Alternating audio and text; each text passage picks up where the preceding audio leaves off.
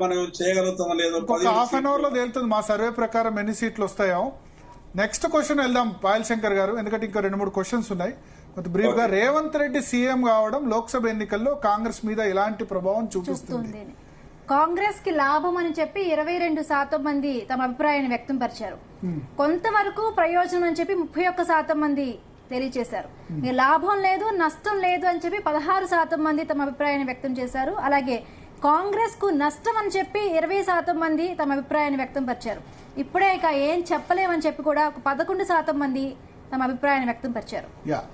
ఈ క్వశ్చన్ ఎందుకు చేర్చడం జరిగిందంటే, రేవంత్ రెడ్డి సీఎం అవుతాడు, కాంగ్రెస్ వచ్చినా సరే రేవంత్ రెడ్డి అవుతాడా కాదా, ఉత్తమ్ కుమార్ రెడ్డి, బట్టి విక్రమార్క, కోమటి వెంకటరెడ్డి ఇట్లా చాలా మంది అనుకున్నారు. కాబట్టి ఈ రేవంత్ రెడ్డి సీఎం గా లోక్సభ ఎన్నికల్లో కాంగ్రెస్ మీద ఎటువంటి ప్రభావం చూపిస్తుంది, లాభం ఉంటుందా నష్టం ఉంటుందా అన్న క్వశ్చన్ మీద కాంగ్రెస్ కు లాభం అని 22% మంది, ప్రయోజనం ఉంటుంది కొంతవరకు అని 31%, అంటే 53% లాభం ఉంటుందన్నారు. లాభం లేదు నష్టం లేదు అని 16%, నష్టం అని 20% మంది ఉన్నారు. ఇప్పుడే చెప్పలేమని 11% అంటారు. చర్చలో పెంటపాటి పుల్లారావు గారు జాయిన్ అయ్యారు ఇప్పుడే మనతో పాటు. డాక్టర్ పెంటపాటి పుల్లారావు గారు, సో మీరు ఫస్ట్ 2 క్వశ్చన్స్ మిస్ అయ్యారు. సో ఇప్పుడు చూస్తున్నారు రేవంత్ రెడ్డి పర్ఫార్మెన్స్ ఈ 3 months లో ఎట్లా ఉందంటే 26% మంది చాలా బాగుందన్నారు, 31% మంది పర్వాలేదన్నారు.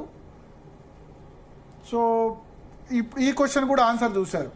ఈ 2 క్వశ్చన్స్ కూడా రేవంత్ రెడ్డి సంబంధించి, ఆయన పర్ఫార్మెన్స్ సంబంధించి. సో ఎట్లా చూస్తారు రేవంత్ రెడ్డి? మనం చాలా పాజిటివ్ గా చూడాలి రేవంత్ రెడ్డి, ఎందుకంటే ఆయన మీద అంత ఎక్స్పెక్టేషన్స్ లేవు. ఆయన 20 సంవత్సరాలు బట్టి పాలిటిక్స్ లో ఉండిన 2 టర్మ్స్ ఎమ్మెల్యే చేశాడు, 1 టర్మ్ ఎంపీ చేశాడు, మంత్రి కూడా ఎప్పుడు చేయలేదు.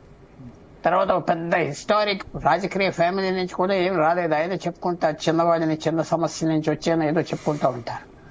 సో చాలా ఆశ్చర్యమైన ఏంటంటే ఆయన అంత స్మూత్ గా ముఖ్యమంత్రి అయిపోయాయి. అది ఎనార్మస్ రాజకీయ స్కిల్స్ ఉన్నట్టు లెక్కే కదా. అంతమంది సీనియర్స్ ఉన్నారు ఆ పార్టీలో, అది ఎలా చేయనివ్వరు అలా చేయనివ్వరు అంటే అందరిని పక్కన పెట్టేశారు. ఆయనకి యునానిమస్ గా లిటరలీగా అయిపోయాయి. ఆయన కాంగ్రెస్ లో ఉన్న ఇన్నర్ పాలిటిక్స్ అన్ని సాధించి క్యాండిడేట్ అవ్వాడు, పిసిసి ప్రెసిడెంట్ అవ్వాక ఎదురు లేకుండా చేశాడు. తర్వాత చాలా క్రాఫ్టీగా, చాలా ఇంటెలిజెంట్ గా అక్కడ ఉన్న నాయకులందరినీ వాళ్ళకి మర్యాద ఇస్తూ ఆయన మొదలు వెళ్ళిపోతున్నారు.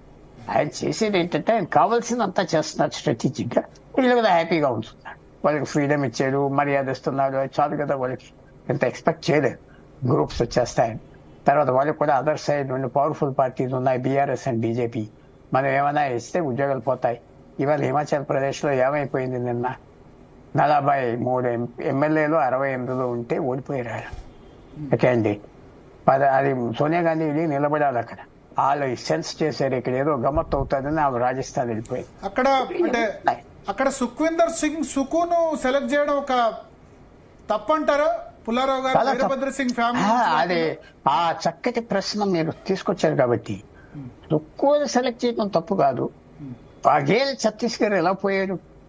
90 మంది ఎమ్మెల్యేల్లో 70 ఎమ్మెల్యేలు ఉన్నారు. ఎందుకు పోయాడంటే ఢిల్లీ ఇంటర్ఫియరెన్స్ టూ మచ్ అయిపోయింది.